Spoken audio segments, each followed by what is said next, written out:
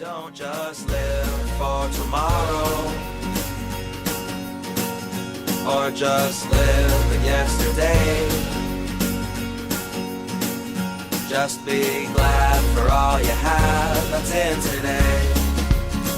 And though you've come through many obstacles. Hey everyone, Connie here, and welcome to my blind reaction to episode 19 of Jujutsu Kaisen. I just know calling it Jujutsu Kai is going to upset someone. So that's why I did it. Because, yeah, learn to live a little, have a little fun. And speaking of having a little fun, let's get gay for a moment. Because I found a tweet on Twitter, obviously, oh god, what's the name? Let me make sure I get this correct. Anne Yatko and Allegra Clark, the voice actors for the dub of this series of Nobara and Maki, holding up art of their characters at a convention, and the tweet blatantly says, "We are not pushing an agenda, #Nobamaki," showing that even the voice actors support the ship here.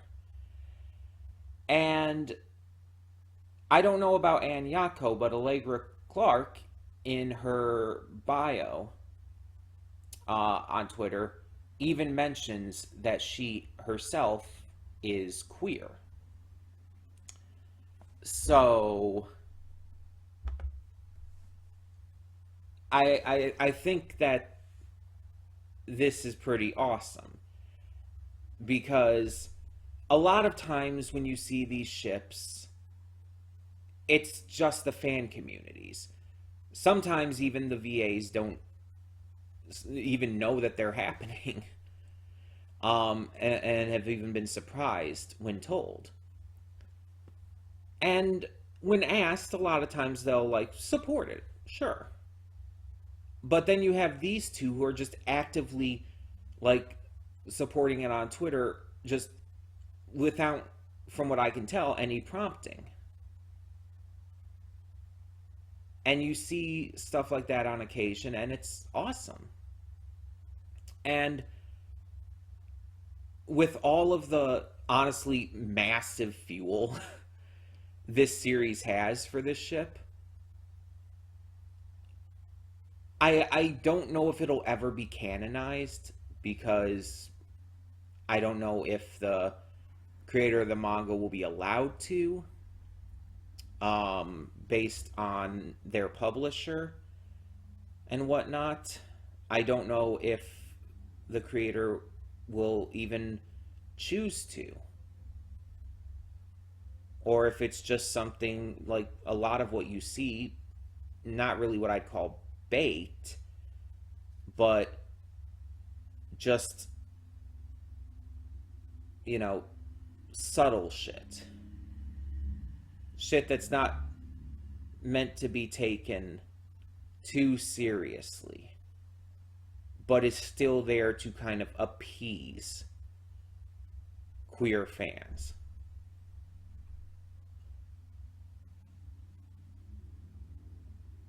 And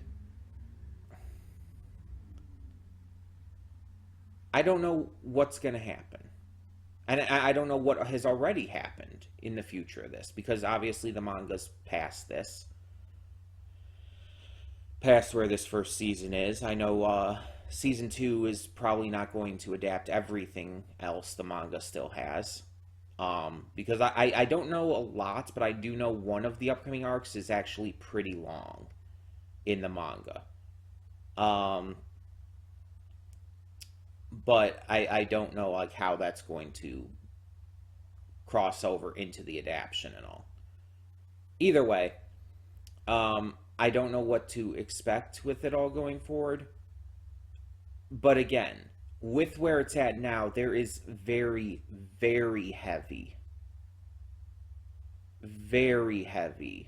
implications going on. And the thing is, it's not even just in the dub. Because you see in the dub that Nobara says she loves Maki, and it's like, I watched Rough Senpai's reactions up to where I've gotten. I went up to episode 17 because he does like 2 episodes per video, so the next one's 18 and 19. So after I watch this, I'll be able to watch his next video. Because I don't want to just stop it halfway through and try to figure out where to pick it back up again and everything. It's just, I don't want to. But even in the Japanese version, which is what Ruff is watching, or watched, I guess, already, she even says it there. That's just what the line is. That's just what it... I don't know if it's the same in the manga, but I feel like if the manga, or rather, if the anime is a notably accurate version, if it's notably accurate to the manga, I feel like the manga would at least express that kind of thing as well. And at least show how, like, into Maki Nobara is. Because even if you want to see it as more of like a looking up to sort of situation, like Nobara looks up to Maki and sees her as a mentor figure and someone that she just really connects with and all. Even if you don't want to look at it romantically, basically, if you want to look at it platonically, it's still very noticeable in how it's handled. It can still, I mean, it just can be seen romantically, without question. And I'm going to continue to support it because I feel like it's very heavy in its in how it's handled. And I feel like they're in the first half of the season, not so much in the second half so far, but that might change at any point. But in the first half of the season, there was also a good amount of like hints about Itadori and Fushiguro. There was something there too. There was some chemistry. There was definitely something there. And from what I've gathered, these ships, Itadori and Fushiguro and Nobara and Maki, are actually pretty popular. Like, these are actually pretty damn popular ships. And I've honestly, from what I've seen, mind you, I didn't watch this as it was coming out and everything, but from what I've seen from people talking about this series and about ships in this series, I see those a lot more than I ever see, like, Itadori and Nobara, or Fushiguro and Nobara, or whatnot. I see the queer ships as kind of the common ships for this series. Hell, I've even seen a couple people ship Todo and Itadori, and that I'm not on board with, but that's just because I don't like Todo. But yeah. The fact that there is this much kind of backing it up makes me think that the creator is doing this intentionally. And that it's either going to be canonized or they're just not going to be able to. And that it's going to be kind of left up to interpretation. Like, if it's not canonized, I don't think they're going to end up going the route of something like Naruto or Bleach or whatnot, where it's like you have a pro or an epilogue scene that shows them, you know, married and everything. Like, we're not going to get that, I feel, unless that's canonized about them being queer and everything. Because I don't feel like there's anything to support any straight ships, if I'm being honest. Like, Nobara and Itadori their only chemistry is like as best buds. They have no romantic chemistry at all, like literally zero. Fushiguro has literally zero romantic chemistry with any of the female characters. Maki has no romantic chemistry with anyone else except Nobara. And so on and so forth. It's like Itadori is shown to have interest in girls based on his thoughts on Jennifer Lawrence, but that doesn't mean that he's not queer. I mean, he could be bi or pan. And still, again, he has no actual romantic chemistry with any female characters. So it's like, I don't know. I don't see anything else being a possibility at this point in time. So, now that I've spent a shit ton of time just rambling about the gay, let's actually talk about where we're at in the episodes. So the joint event between the two schools has been invaded. Our bad guys have come into play. We have a new bad guy joining the forces as well. But the main focus seems to be on this nature-like curse. This one curse we've seen before saved Jogo during the fight against Gojo and, turned the field into flowers and shit. They came in and now they are telling our young sorcerers in training that humans need to be wiped out so that the earth can reclaim itself. At least that's their motivation. Not necessarily all the other curses, but theirs.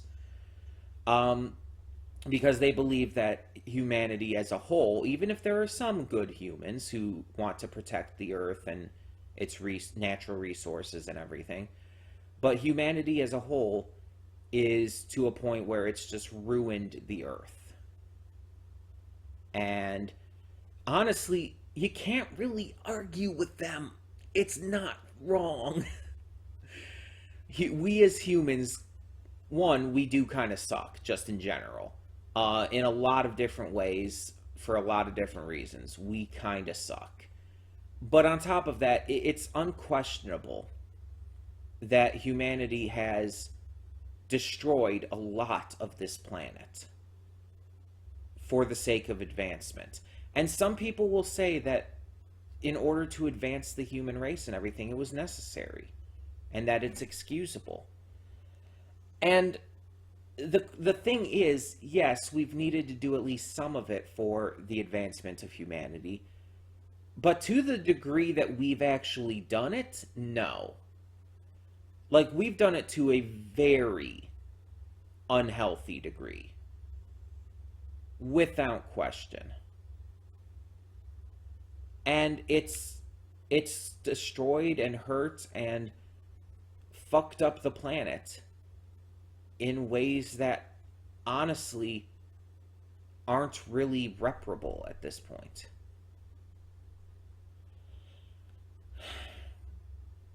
So even taking out humanity won't fix everything. Just it won't. We've done irreparable damage to this planet that won't ever be restored. But we can still work to make sure that that doesn't get that much worse. We do need to work to do what we can for the planet that is still here. For the Earth that is still worth protecting. So it's like you can't really argue with this curse. You kind of see their point, but at the same time, obviously, an extinction attack on humanity is not exactly good. So it's like they have a point, but their overall goal and their overall plan is still wrong. and is still worth stopping. But if it gets people thinking, then it will still have done good. So you kind of got to be mixed on this, you know? Just because it's like you get where they're coming from. We also got to kind of hear their voice, which they telepathically communicated to the students. Normally, when we hear them speak, it's backwards. It's backwards speech, and it's usually filtered pretty notably. But when we actually get to hear like their, I guess you could say, more natural voice, and it's actually like really pretty and feminine, which was honestly a little unexpected, but at the same time not unwelcomed. I actually think it's really pretty, and I really like their voice. And considering that they are seemingly a curse built from the idea of nature and the rage against humanity for its destruction of nature, I can see that being a very calming, soothing, beautiful sounding voice that works. I feel it's fitting. But yeah, we have Gojo, who's unable to enter the area because of this barrier that's been put up. The principal of the Kyoto branch has brought out his guitar and is about to shred some faces because, for some reason, even though he's a piece of shit who refuses to see Itadori as human, he still somehow gets a sick-ass ability. Not sure how I feel about that, admittedly. But we see that the students have stopped, kind of turning on each other for the time being, at least, and are focusing on the much, much bigger threat at hand. So methinks Itadori will be fine here, because he and Todo are probably going to have to end up teaming up as well, which would be interesting to see, with both of their insane levels of strength and all. Plus, Todo being as high-ranking of a sorcerer as he is. I do kind of wonder where Maki would place if she was actually, being treated with dignity by the Zenin clan and allowed to actually, advance in the ranks instead of being held back by them. In reality, she's obviously much higher than, people realize. They made a point of that with Miwa and Mai. With Miwa being surprised because Mai had told her Maki was weak, and very much not the case. That was just Mai's pain and jealousy, let's be honest. But, yeah, we see that Maki, I think, would probably be A grade, I would say. She's definitely still under Todo. But I think she's actually one of the stronger ones here. I genuinely believe that. Definitely one of the strongest of the Tokyo branch. But even with the Kyoto branch, she's not as strong as Todo.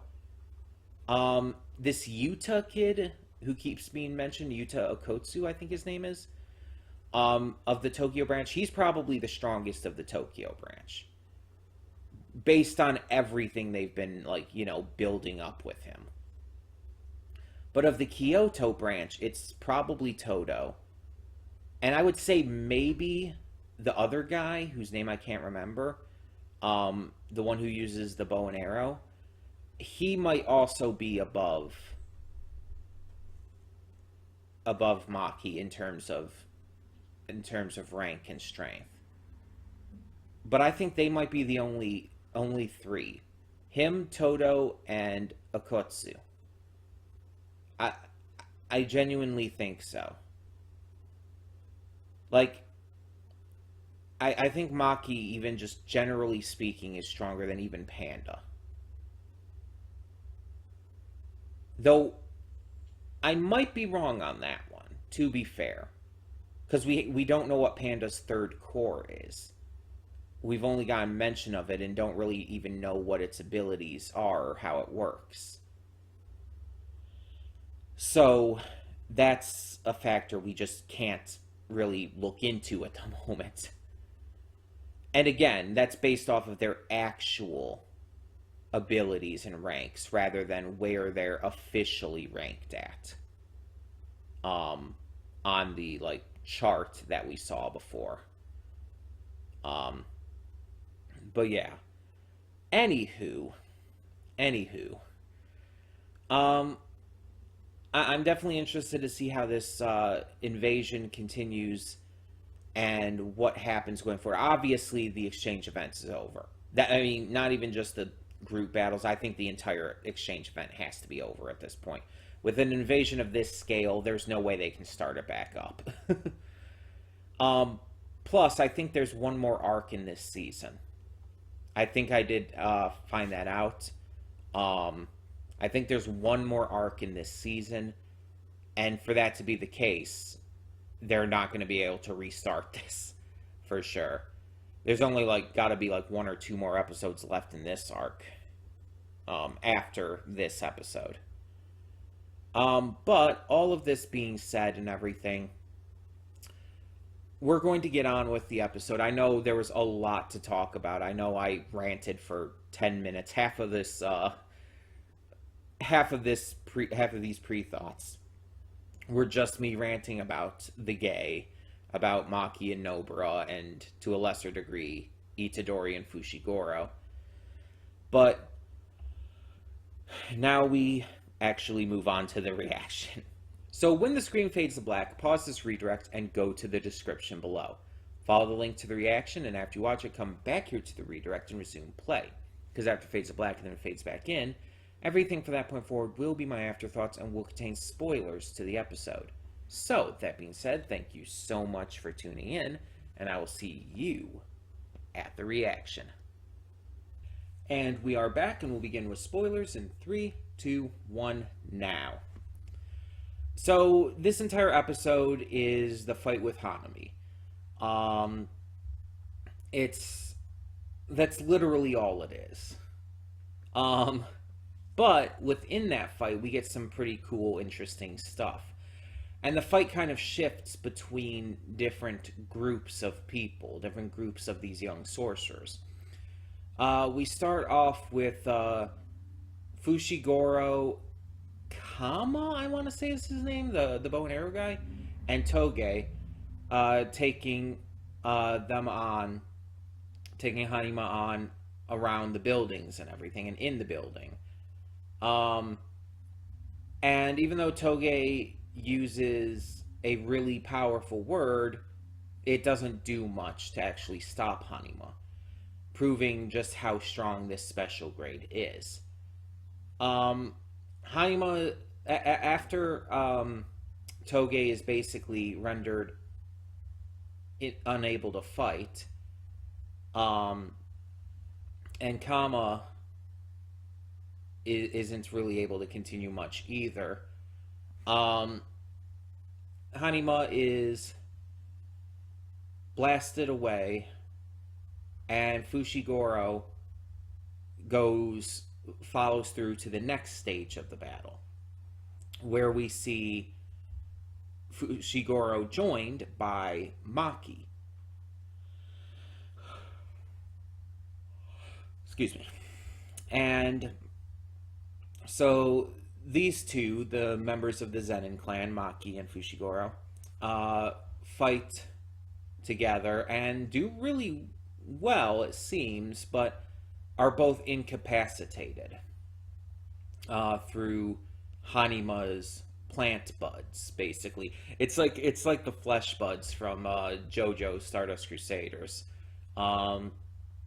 And anytime they use cursed energy, the buds will grow further within them, presumably making them also harder to take out without, killing them.